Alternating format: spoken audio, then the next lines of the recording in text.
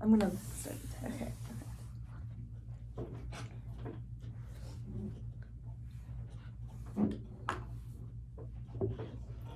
Hello, thank you for coming into session today. Thank you for having me. Yeah, of course. Just to clarify, your name is Monica Botros? Yeah, it is. Awesome. Is there another way you'd like to be addressed? You could just call me Monica. I'm good with just Monica. Monica. Yeah. Okay, so it's nice to meet you, Monica. It's nice to meet you. Thanks, yeah. So my name is Victoria Lieb. I'm a student therapist here at Azusa Pacific University. Just to clarify, I am not licensed and I'm being supervised by my professor, Dr. Holly Eaton. Okay. Yeah, I think they let me know when I called to make the appointment. Yeah. Okay. Yeah. I just wanted to clarify that information with you. Yeah. Of course. Before we dive in any deeper to our session, I do need to go over some of the limits of confidentiality with you. Mhm. So what you say in this room is confidential. However, if you indicate, if you make any indications to me about child abuse, dependent adults, or elderly abuse, or if you indicate that you might be a harm to yourself or a harm to others, I will need to report that. Okay. Yeah. Yeah, do you have any questions about that? No, I'm good.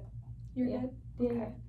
All right, yeah, so just to go over a few more of the policies, our sessions will normally be about 45 to 50 minutes long. We will be meeting in this room or through Zoom, and each session will be about $30 per session. Okay. If for whatever reason you do need to cancel, just let us know 24 hours in advance so you don't get charged, okay? Okay. Awesome. Yeah. Sweet. Okay, so it sounds like you understand our policies. Yeah. Yeah. Okay. I think so. Great. Also, since again I am a student therapist, I will be recording each of our sessions together. Only my supervisor and me will be seeing these, and this is just to ensure that you get the best care. And do you think you can agree to that? Yeah, I'm good with that. Perfect. Yeah. Okay, so I'm gonna give you the informed consent. This is kind of what we went over regarding the Awesome. regarding our policies and procedures. Okay. And then when you're ready, you can go ahead and sign this.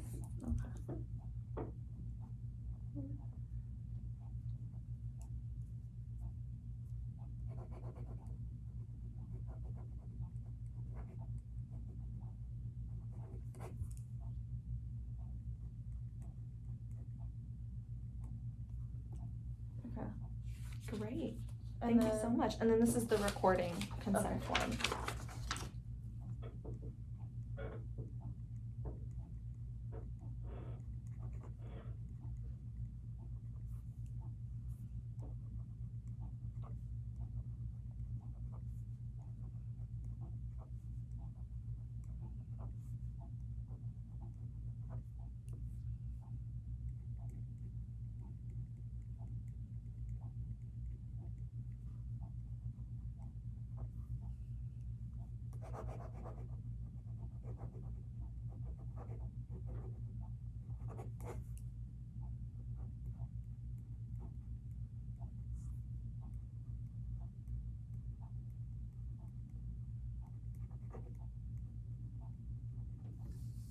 Great, thank you so much. Okay, so I just want to give you kind of a brief overview of what our first session will look like because it will be different than the rest of the sessions. Sorry, give me a second.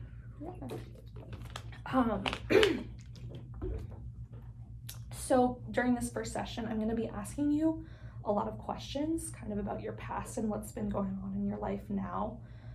I will tell you that some of the questions I will be asking you may seem a little bit intense, and if for whatever reason that you feel like you need to step out and take a break, or you need me to pause, we can totally work that out. Just let me know, okay? Okay, awesome. Thank you. Yeah, of course. Okay. And all right, so let's go get started with the assessment here. So first of all, thank you for providing me your personal data sheet. Just to clarify, so you were born on, or your birthday is January 7th, 2004. And your gender is female. Your ethnicity is Hispanic. And you are currently single for your marital status. Okay. Can you tell me who you were referred by? No one. I just kind of looked up what resources APU has, and I found the center. Oh, awesome. Okay, Yeah. so you found us by yourself. Yeah. Great. Okay. Do you have any cultural considerations that you'd like to let me know about? Nothing really out of like the Latin culture. So just I guess that. I don't know. I don't think that there's like any crazy considerations or anything like that. Okay. Yeah.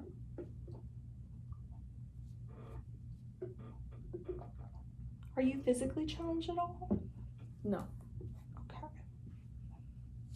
Okay, and then do you have any access issues?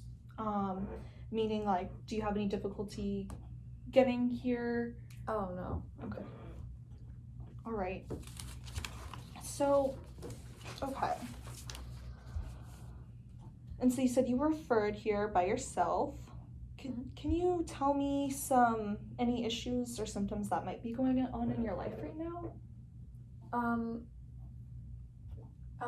I think I've just been experiencing some difficulty and like feeling really overwhelmed with just being here and being fully independent, and on top of that, like my boyfriend broke up with me, and I'm just super overwhelmed with everything.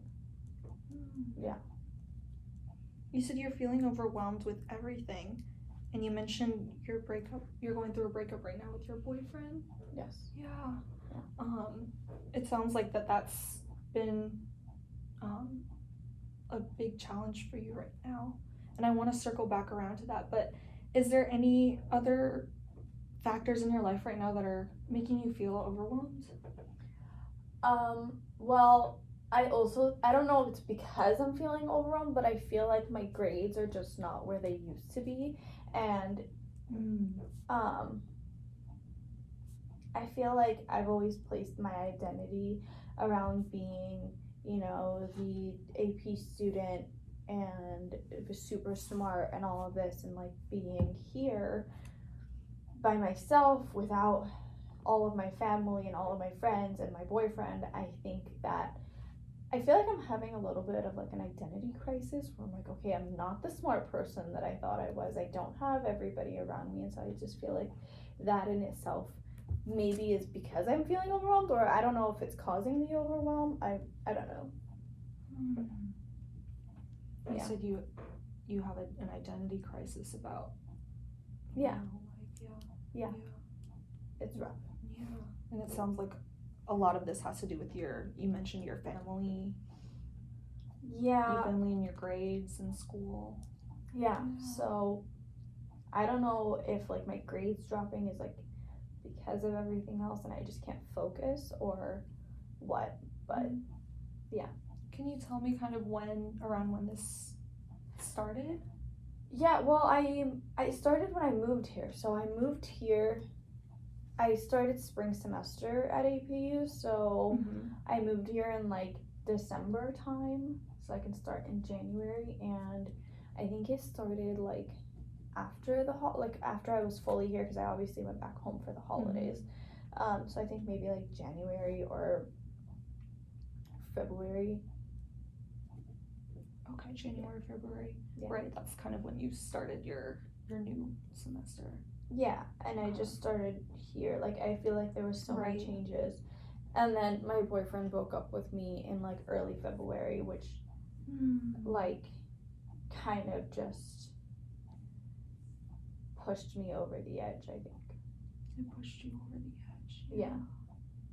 Can you tell me more about that? Well, I was already feeling like I didn't have like my normal set of friends here. I could only talk to my parents so much, and like my parents were also pushing for me to get another job, and then he was kind of like my outlet, right? And so a lot of the times I was feeling anything, I would talk to him, but then like, and so I guess the overwhelm wasn't as overwhelming because I had somebody to talk to, but then he broke up with me. And so then everything that I have been feeling, I haven't been able to like talk to anybody about. So it kind of like pushed, like I said, pushed me over the edge. Yeah. Wow, it sounds like this breakup has had a huge impact on your life. Kind of, yeah. I think that it's a bit of everything. And the combination of it all kind of just did that. But yeah. Okay. Well, I appreciate you for being honest with me and sharing everything that you did. I just want to assure you that we will definitely circle back around, and for now I'm just going to continue with the assessment if that's okay. Okay, that's fine. Yeah. All right, so these next set of questions may seem a little bit intense. I can assure you that we ask all of our clients these questions. But if you feel like you need a break, just again, like, feel free to stop me, okay? Okay, so these questions are gonna be based on the past month. Okay. Yeah. Within the past month, have you wished that you were dead or wish you could go to sleep and not wake up? I think maybe I wished I could go to sleep and not wake up. I don't know. I don't know what, it sounds really weird, but I never put it into terms of me being dead. It sounds very off. I don't think I ever said the words I wish I was dead, but I've thought like, ugh, if I could just go to sleep and not wake up, that would be great. Which is essentially being dead, but I just think the word dead is so like intense. Okay. Yeah. So you said that you never wish you were dead. However, you do wish you could go to sleep and not wake up. I'm curious, can you tell me more about that? I think it just feels to me like I need a break. And like that's kind of where my head goes. I mean, it's not like hard for me to snap out of it and be like, okay, like, what are you even saying? But yeah, but those thoughts are definitely there at times. Maybe for like a minute, and I'm like, whoa, and I catch myself and I'm like, no. But yeah. How often have these thoughts been occurring? I want to say like a couple times a week. I want to say like, no, actually, I'm sorry, like once a week. And then I'm able to snap out of it pretty quick. Yeah. So. Okay, so it sounds like you're able to, you said you're able to snap out of it really quick. So what does that look like? Just reminding myself of like what I have, and like, you know, even though sometimes I say that I'm not sure of who I am anymore, like I still identify with who I was somewhat, and so I just remind myself of like who I have around me, even if they're not physically here. I also grew up like Catholic, so I just kind of think back to my faith. Your faith. Okay. Yeah.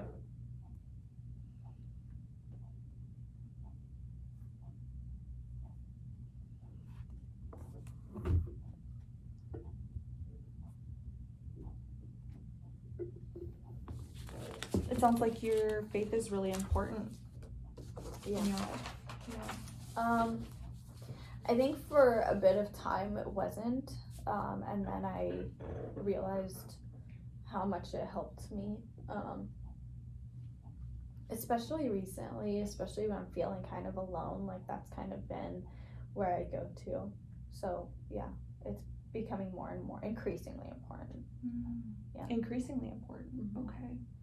Yeah. Has it been growing more significantly, like more recently? not significantly. I mean, I've always been the person that like went to church or whatever, but I just think that it's like, I think for a period of time when you're a teenager, you stop like really like you kind of are more interested in hanging out with your friends and like doing your own thing, and you're not really interested in going to church. And I think that now I'm kind of out of that phase, and I'm just like, okay, like I'm more open to going to church. So I don't think it's like significant, but I think that it's there. Okay. Yeah. Thank you for sharing that. Yeah. I do just want to clarify or ask a few clarifying questions, and I know you shared with me that you said you wish, you indicated to me that you wished you could go to sleep and not wake up, and so I do want to ask a few follow-up questions about that. Okay. Have you been thinking about how you might kill yourself? Oh, no, I never get to that point. Okay. Have you had these thoughts and had any intention of acting on them? No. I apologize. I just need to take a moment and check my notes. Okay.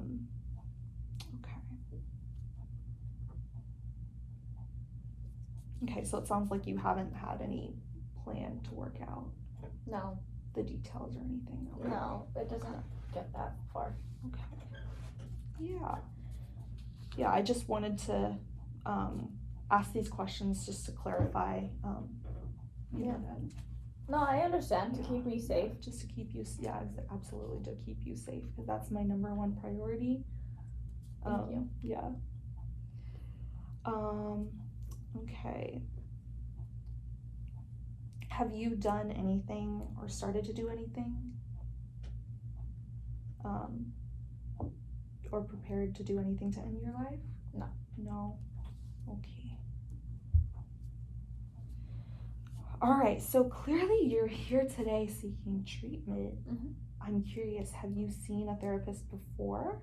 No. No? Okay, so this is your first time This in is my therapy. first time. Mhm. Okay, so no. Have you had any homicidal thoughts in the past? No, never. No. It sounds like that question caught you by surprise. Yeah, I don't think that I mean, I don't know, I don't know if anybody would ever have a yes answer to that, but that would be a very interesting conversation. Yeah, we just have to ask Yeah. all of our, again, they can come off a little bit intense. Okay, this question might be a little bit sensitive. Have you experienced trauma before? No? No. Okay.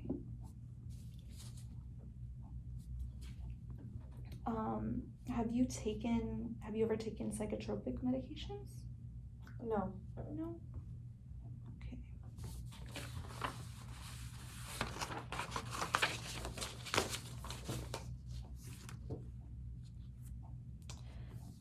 When was the last time you used alcohol or drugs? Oh god. Maybe like a couple weekends ago, I was at like some party and I drank a drink, but nothing significant. It was like a mixed drink.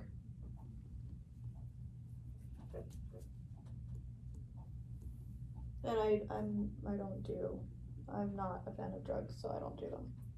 Okay. Yeah. In the past year, how often did you have a drink containing alcohol? Oh, that's a good question. Maybe a couple times a month. A couple times a month? So like, would you say 2 to 4 times a month? Yeah, that sounds like good. Okay.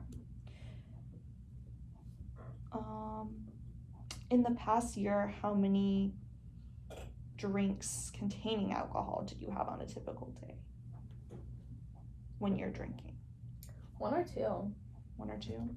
I don't like getting belligerent. I just like enjoying a drink when I'm out. You like so you like going out socially drinking? Yeah, Okay. yeah, exactly. Are you with your friends usually or by yourself? Typically, so like here I started making a few friends, and so they'll invite me to like a party or whatever, and so we'll go. and I'll have a drink or two there. And then back home it was just like, yeah, I had a lot more friends there, so yeah, that's what we did too. Okay. Yeah. In the past year, how often did you have 6 or more drinks on one occasion? Oh. Maybe once for my birthday. Once for your birthday? Yeah. Was this your 18th birthday? I think it was, so if it's in the past year, I actually think that was, yeah, it was my 18th birthday.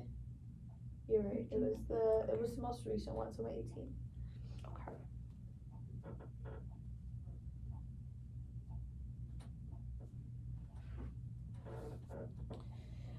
Okay, have you used nicotine products ever in your life? These can include cigarettes, cigars, smokeless tobacco, electronic cigarettes. No. No? No. Okay. Do you use products containing caffeine? Yeah. If this is like my coffee, like I drink a cup of coffee every day. Mm-hmm. Yeah. Okay. Yeah. Completely understand. Yeah, I need it. You need it as a student, of course.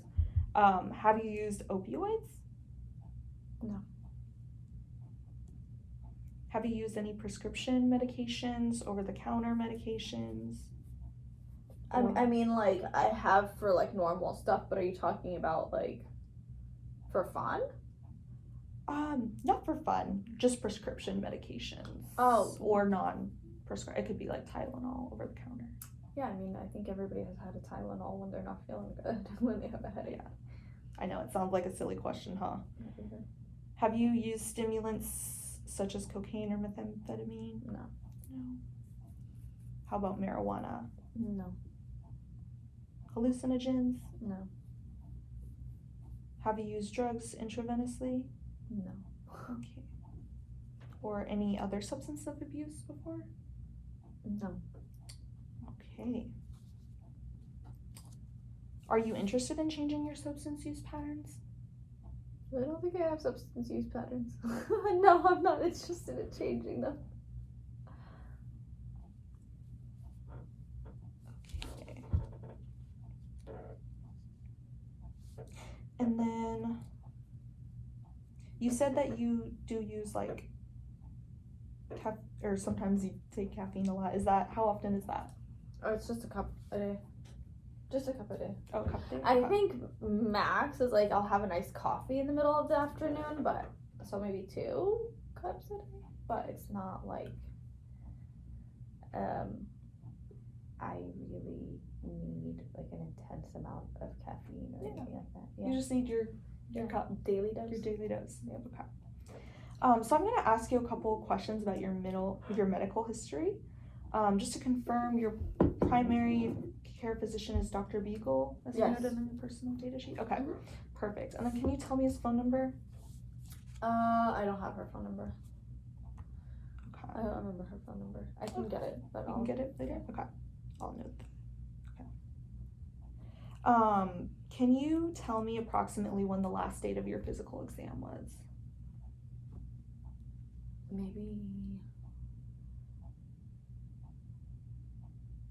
think maybe December of last year. December of last year? Yeah, I don't Okay. remember when it was. So December 2021? No, 2020. Sorry. 2020. Yeah. No, thanks for clarifying that for me. Okay. And then have you ever experienced any of these major medical problems? I'm just gonna name them for you, okay? And this can include like if you have a family history of this as well, okay? Okay. Or if you have experienced this. Okay. Seizure or a neuro disorder? No. No. Any head trauma? No. Sleep disorder? No. Any weight or appetite changes? Mm-mm. No. Do you have any allergies? I have seasonal allergies, Seasonal. but Okay. not any allergies to anything else. Right. Okay. Do you have any sensory or motor impairments? No. No. Have you had a pap smear before? My last one was summer of last year, so like May or June of 2021. May or June? Okay.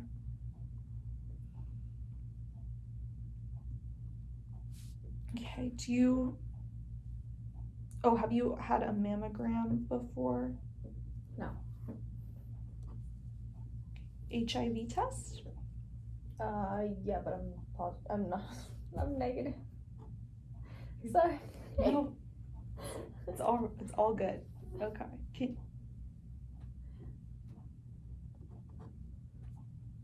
And then, are you pregnant? No. Okay. And then, I apologize. I think I skipped over some more of the checklists. I did this is a little bit out of order. Okay. So, has your family or have you had a cardiovascular disease? No. How about thyroid disease? My mom has hypothyroidism, but nobody else in the family does. Okay. No one else in the family. Okay. How about asthma or lung disease? I have asthma. You have asthma. A blood disorder? No. Liver disease? No. A renal disease? No. Hypertension? My dad has hypertension. Your dad has hypertension. Okay. Any diabetes? My grandparents have diabetes, 2 of them. Okay. And diarrhea? No. Cancer? No. Sexual dysfunction? Or a sexually transmitted disease? No. Okay. All right, I want to switch gears again and talk more about your educational and your work history. Is that okay? Yeah, that's okay. Okay. Yeah. Okay. Can you tell me about some of your strengths? Yeah. No. I think that I've never been like the person that just like good grades aren't just coming easy to me. So I think one of my strengths is that I work hard for the grades that I earn. I think I'm honest, so like growing up I had all of these friends that would, especially in AP classes, all of these friends that would like try to cheat off of each other, and I just I think my dad and my mom instilled a lot of integrity in me, and so I think that's another strength. Like what else? I am social, so like I don't shy away from making new friends. I think I'm not like an introvert. I think that's what's making it this hard. I'm not an introvert, and so being alone a lot of times is making it difficult, but it's okay, I'm learning. I think that's it. Yeah, it's interesting because I asked you about your strengths and you identified some that you're hardworking in school for your grades. Yeah. And that you have integrity and honesty, but then that led you to indicate some feelings of loneliness. Can you tell me more about that? Yeah. Well, I think it all goes hand in hand because I thrive when I'm with like around people, around my friends and around my family, and I think what's happening is I'm here and I don't have that. And so I feel like it's making me like not thrive as much as I do, and that's kind of translating over to like my grades and how much effort I'm putting into things, because I feel like a part of me is not like right now. a part of you is not right. Yeah. Mhm. What does right mean for you? Well, I grew up all of my life. I've had this like the same life basically, right? And then after 18 years, I completely changed it all. And so it's not right, meaning it's not how it used to be. That doesn't mean that it can't change and like the situation can't become what's right or what's like the norm. But just as of right now, it just doesn't feel like that. Like I'm not used to it at all. You're not used to it. Yeah, like being on my own, living alone. Like I live alone. And I'm used to like, you know, I'm come from a Latino like a Latin family. Like we have a bunch of people over all the time, and so it's just like this feeling of like, oh, I just come home to me, myself, and I. And like I have to figure out my own food. I have to figure out my own life, and then like try at the, you know, on top of that to make friends and build a life here while I'm still taking care of like my grades and everything else. Yeah. So, and that's where the feeling of like when I said overwhelming, like that's where it's coming from. It's overwhelming. All of the changes. I can understand why you feel like that. Yeah. With all the major changes like moving, and especially living alone. Yeah. You know, I completely understand why you'd feel like that. And college. And like college, it's different to go absolutely. from high school to like that's already a transition in itself, and then so to do a whole transition like this, it's a lot. Yeah. I do want to highlight though, you said that, you know, even despite how difficult it is right now, that you seem hopeful about for change. Yeah, I mean, and I see it, and I think the hope comes from like first I came here with literally like not knowing anybody, and now I've made some friends, and so I'm like kind of it's not as bad. I think what happened is I came and it was really lonely, and I just had my boyfriend, and then he broke up with me, and then like I kind of hit like rock bottom almost, and then I'm like, okay, well I can't stay here. So then like I said, I'm an extrovert, so like just kind of talking to people and getting to know people and all of that, so that helped. Yeah. Okay. You said you used the word rock bottom. I'm curious to know more about that. Yeah, I mean, I was here by myself, no one to talk to. I mean, my friends are like, oh, we're gonna all keep up with you, and it's like nobody does that. When you move away, you move away, right? Like as much as they try, it's not the same. And so I didn't really have anybody to talk to. I was feeling very sad because he had just broken up with me, and I just didn't understand like why. Like everything was going fine, and then like he broke up with me, so I just got really like confused. And then and so then I moved, you know, and so I'm by myself. I'm trying to figure out my life. I'm trying to figure out my classes, my work, and then on top of that, my parents are like, oh, you need to find a job because we're not gonna like keep this up. We're just and so all of this is happening, and then they throw that on top of it, and I just kind of felt like, okay, you know that feeling when you're at the bottom of a mountain and you're looking up and it's like huge? That's kind of how I felt when I was looking up and being like, oh my god, I have all of this, excuse my language, shit to tackle. And so it's just like, but I think when you're looking at it from the bottom of a mountain, it looks terrible, it looks terrifying, it looks huge, but then once you actually start and you're like striving toward getting there, the mountain doesn't almost look as scary.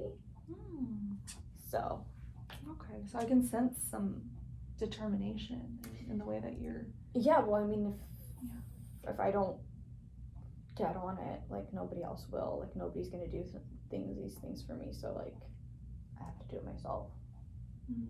Okay. Yeah. So you're able to push yourself and challenge yourself in that, it sounds like. Yep, hardworking. Wow. Yeah, hardworking, exactly. Do you have any other ways of coping when the stress seems too overwhelming? I typically talk to my friends. I have one close friend that I talk to every day, so I think that that's been helpful. I'm so sorry, I'm gonna sneeze. Okay, sorry about that.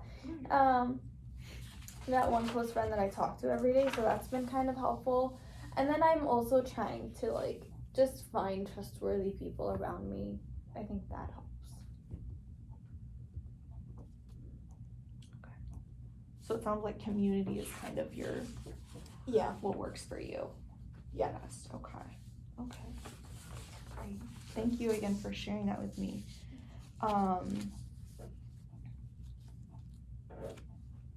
Okay. So you said you're living alone, but at your home, at your main home? Sacramento. In Sacramento, yeah. Are there any dependent adults in your household? No. Okay. And then do you currently have any children? No. Okay. I wanted to just clarify. Okay. And then do you have a history of mental illness in your immediate family? Not that I know of. No. Okay. Is there a history of alcohol or drug abuse in your family? Mm-mm. No. Okay. Has anyone in your family been incarcerated before? No. So you talked to me a little bit about your parents and how they're kind of pushing you right now to get a job. Can you tell me more about your family and like what's going on right now? Yeah, I mean, my family, I think it's just the living expense. So they're paying for my apartment. And I think that on top of like the normal expenses, it's too much. And so like a part of me understands why they want me to get a job. It's just for me to like cover my own expenses, like my groceries and like things that I need like that. It's just that I've never had to work ever. They never asked that of me, and so it's just been like very strange to think about the concept of getting a job. And like the concept of like getting a job just sounds like one more thing. But no, but like my family typically, like we're very close. Like my family, like my immediate family, my extended family, like I said earlier, we kind of like we're all at everybody's house. Everybody's like super friendly and like in each other's life. And I think that's what's making it hard, because it's not like I had a terrible family like growing up and now I'm like, oh, I'm gone, like it feels, so good to not be there. It's not like that, because I actually like miss that dynamic of having everybody there, of having like everybody to hang out with and talk to and everything. So yeah.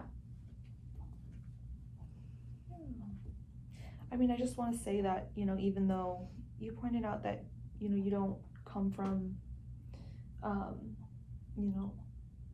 I forget the words you specifically used, forgive me for that, but the family you come from, it sounds like you come from a really close-knit family, and I just want to, tell you that, how you feel though, regardless of what your situation is, it's valid. Thank you. I appreciate that. Yeah. Yeah, no, my parents, and it helps because my parents are like, I don't understand why it's so hard for you to just like pick up a job. And then they do this thing where they're like, in Mexico, like, your grandparents were working at this age. I'm like, well, we're not in Mexico, and like you didn't do that for like we didn't grow up that way, and like neither did you. So like I don't know why I don't know. How does that make you feel that your parents are?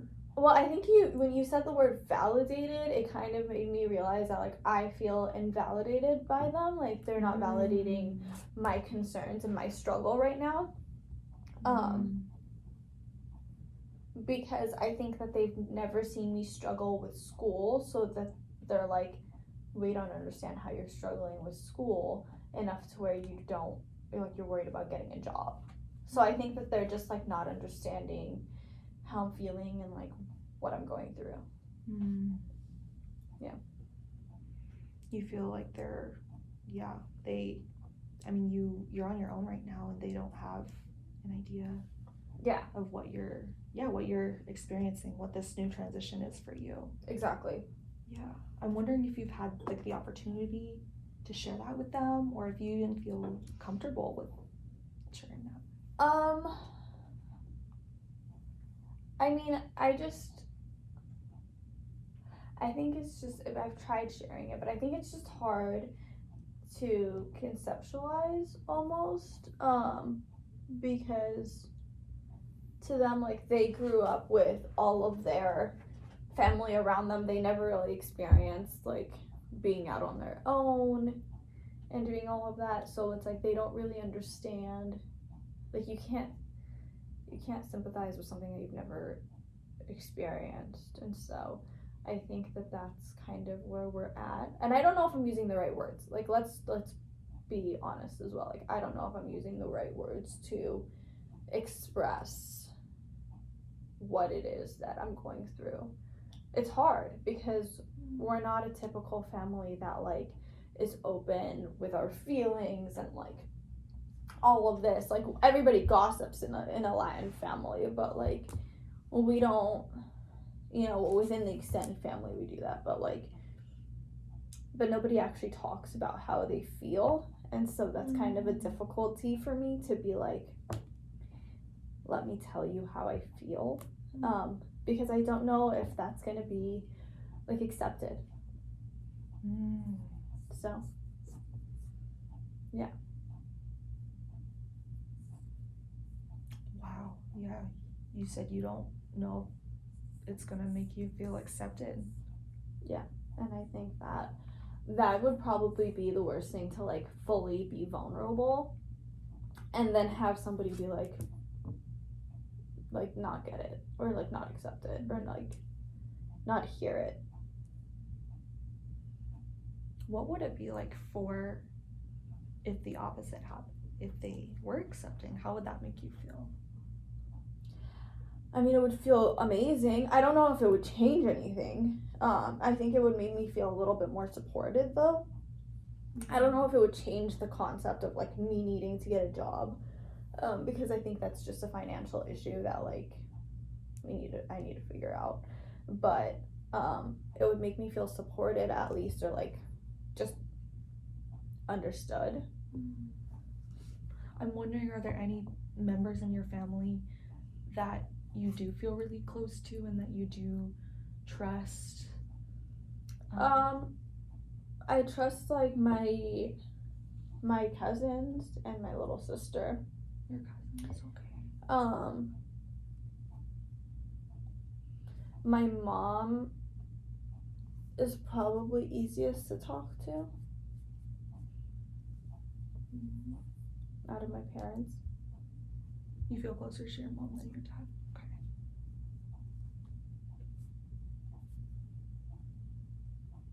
I don't know if I would say I feel closer to her. I think it's just like she is easier to talk to, but I don't think that it's between who's closer. If that sounds, I don't know, that sounds weird, but I apologize if I no, you're worded it. okay. But yeah, so mom's just easier to talk to. Easier to talk to, okay. But it sounds like with both parents, it's a little bit difficult to share how you're feeling, because you fear of being accepted by them, and that's a big thing. Exactly. Yeah. Okay. Well, thank you for sharing that with me. Thanks for listening. Absolutely, I'm always here. I just have a few more questions we're almost finished with this assessment. I do want to check in with you, though, because you shared a lot. How are you feeling right now? I'm good. You're feeling good? Yeah. Okay. All right, have you been in a romantic relationship before? other than your current or your last relationship? No, just the last one. Just the last one? Okay.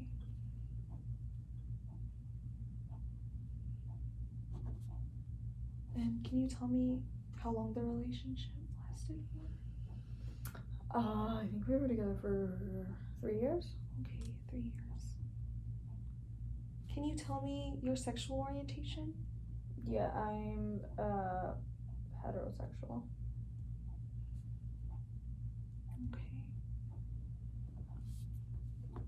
And these last few questions again are a bit sensitive to ask.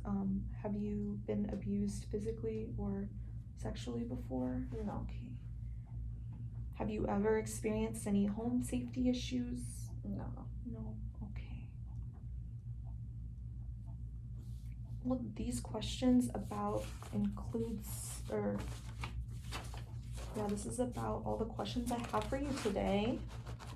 Yeah. Awesome. Yeah, thank you so much for meeting with me today. Just to kind of give a brief overview of what we talked about. You told me some of the issues that are going on right now in your life. Some of the difficulties that you're facing is moving, transitioning from home to college, kind of learning how to navigate that on your own. You're going through a really tough breakup right now. And it sounds like you're experiencing some family issues, or there's some family tension within your parents. Is there anything I missed? No, that about sums it up. Yeah.